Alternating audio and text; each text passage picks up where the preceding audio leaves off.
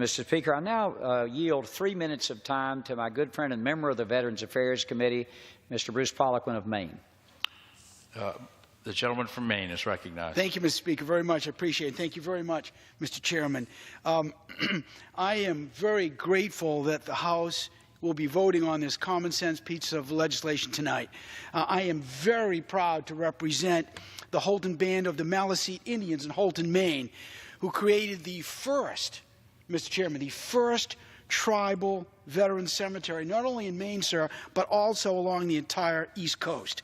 Now, this past summer, Mr. Speaker, I was very surprised to learn that family members of veterans buried at tribal cemeteries are not provided the same treatment of those buried at state and national veteran cemeteries.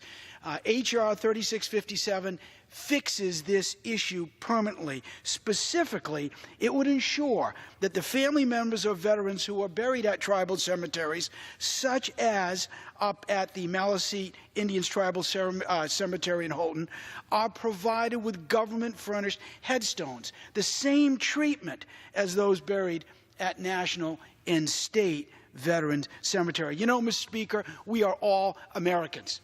Folks put on the uniform, whether a man or a woman, whoever they are, wherever they live, whatever cemetery they are buried in, they deserve the same respect, the same honor, and the same treatment. Now, I am thrilled to tell everybody listening here that this moved out of committee, this common sense fix, this bill moved out of committee with unanimous support.